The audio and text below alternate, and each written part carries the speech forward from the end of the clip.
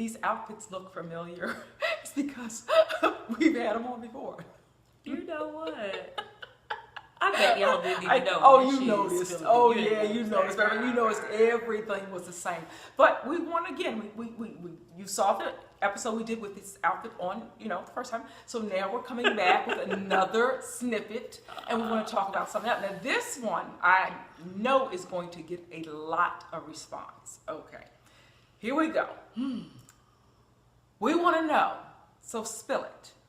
If you knew that your pastor, reverend, spiritual leader of your particular congregation, your church, if you knew they were having an affair with women in your church, would that stop you from being a member of the church, attending the church? Would it not bother you at all? I'm sure it would probably bother you, but would it bother you to the point of moving your church membership? Spill it. Would it? You're asking me? Yes, I'm asking you. You go first. I went first the last time. Okay. Okay. Now, I had to put my cup down. Ooh. Oh boy. We're all very familiar with a lot of the shenanigans that have been going on in the pulpit.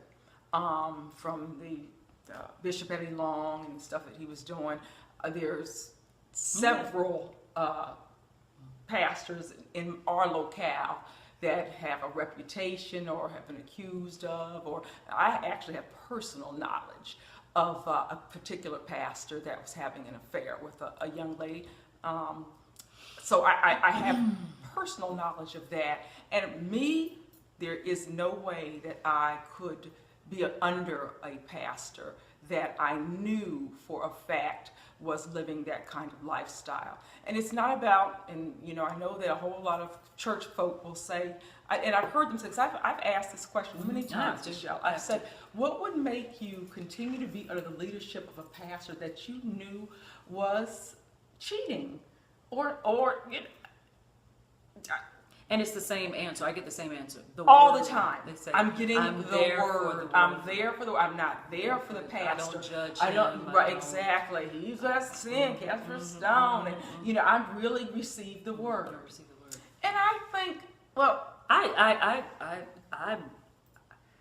almost want to say, God bless you. I don't know if I should say I respect it, but I'm in awe of it. Because I don't know how they do it. Because I think I live in worlds that are, my world is black and white. I don't have a gray area like that. And I think that's a gray area. I mean, you know what I mean? Yeah, I know exactly what you mean. And for me, it's, if you're supposed to be the leader, that's what a leader is supposed to lead, to show you that you can lead a certain life, especially as a pastor. You can lead a life that does not involve fornication, infidelity, and all those types of things. If you're doing what I'm doing, or if you're doing worse than some of the things that I'm doing, why would I be up under your leadership? And I believe that if God calls you, He equips you. So I think that a lot of people that are up in the pulpit have called themselves. I was going to say, and we know let's that. talk about the call. Let's just talk about it. The call. The, What we talked about, Montel Jordan as a pastor. Go ahead. This is how we preach. This is how we preach. It's a business. I'm trying to do that. Go ahead. That dance, What was that? I don't know. What was it called? But whatever it was called, question becomes: is that do we really believe that? Do we really think that this is the way that you behave? For me personally, the way I see it, I look at a pastor, I look at anyone in a profession where you've either been ordained, you have received a license, you have been given something from an authority, be it the state, be it a seminary or whatever, what have you. If my doctor had a bunch of malpractice suits against him, I don't want to continue being his patient. I don't trust him. I don't feel that he can look after my welfare. And I believe that a person who is guiding you in your spiritual or your religious path has has should have a higher received, calling. they've received a degree in this field, because it is a field, you know, to take it down to that level. And if they're within this field, they're supposed to be guiding me, and they're supposed to act in the way that the degree or the certificate or whatever they've received, you know, dictates. And if you can't do that, then I feel like you're just like an attorney who's been disbarred, or a pharmacist who's lost their license for giving out too many narcotics. You don't get the good pleasure of being the person who guides me. So that's how I see it. No. So when people say, you know, they're human too. I know just they are. just I human totally too. understand that. I totally understand. There was one locally. I don't remember his name, and there's no reason to even really bring it up. But Right. he stepped down. Did he not? Yes, he did. I Yes, can he did. almost agree with that. I'm Pastor not, Bob. Okay. Yes. You said his name. Yeah, well, it was all in the news. Okay. You know, It was he's- all and- in the news, And, okay. you know, I had never attended his church, but I heard so many things about him. But people then loved him. come to find out, of course, after he's already gone, that this was not the first time It he normally had. is not. No, It's it normally not normally the is first not.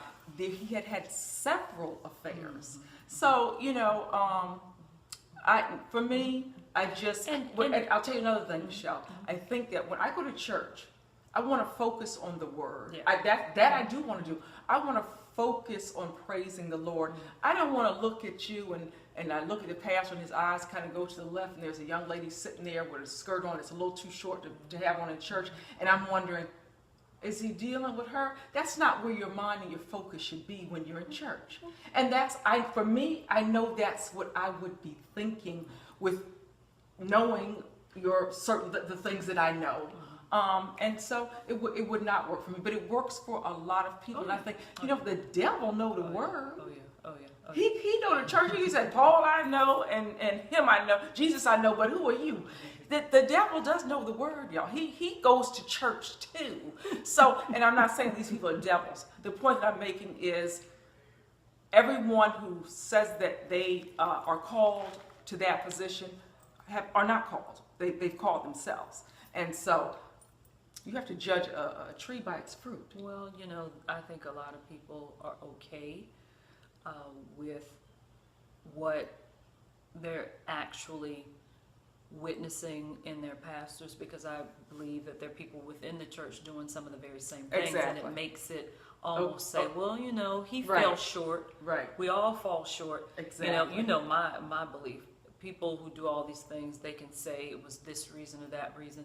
Bottom line is they just chose not to do what either their religion or society dictates. They made a choice, and instead of just owning the choice, something or someone made them do it. No, I don't get off on that. You knew what you should have been or should not have been doing. So what do you guys think? I mean, I know we're going to hear a couple of different scenarios we already have from some of our viewers and some of the people that we know personally that we've discussed this with. And we hear that a lot, the word. Is the word enough?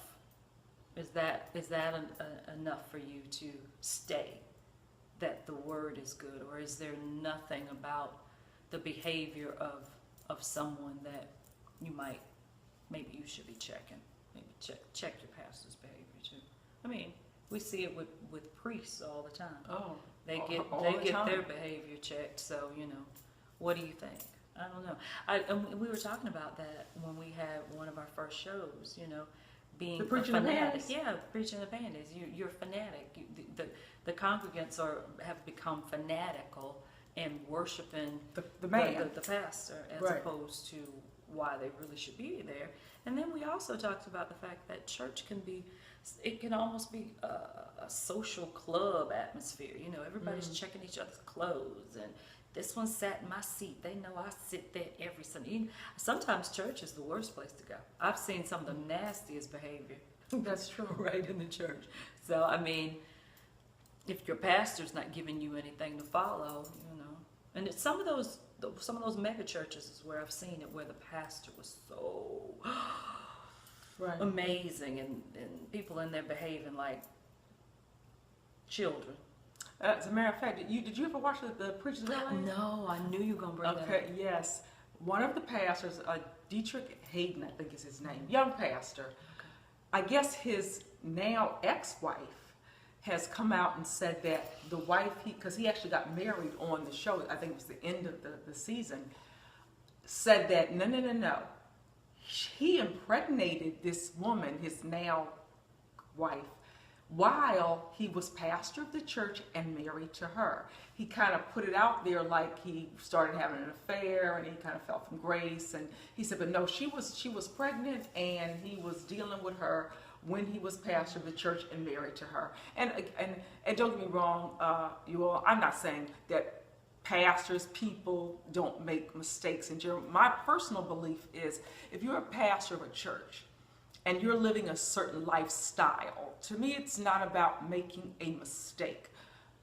You can make a mistake, but 20 mistakes are choices. They're not mistakes. If you're leading a lifestyle and you know what you need to do is take a seat by the blind fella, as my man said it, this which way is up.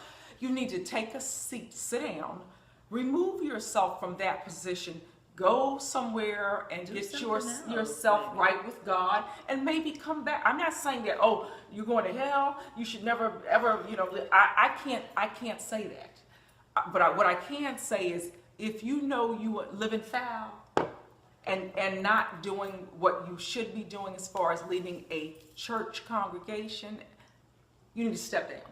You need to step down, and to me, I would respect someone more that says, you know what, I need to take a step back, get my spiritual self together again, because I'm dealing with some things.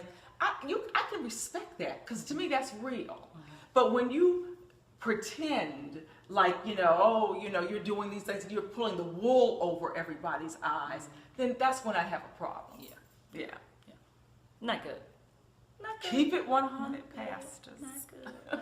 It's not good. So we want to hear from you. And how do we want to hear from them? What they need to do? At Go With The Spill, Twitter, Instagram, or go to, the website, thespilltv.com, and tell us what you think. Of course. And tell us who you know is doing what they ain't supposed to do. No. Let's say gossip. The Bible speaks against that too. We just want to share some information. No. We want to spread information. We're going to leave it just like that. You're bad. I am bad. Let's go to the next one. All right. We'll see you next time. Right. You're bad. I am bad. Well. This is how we breathe.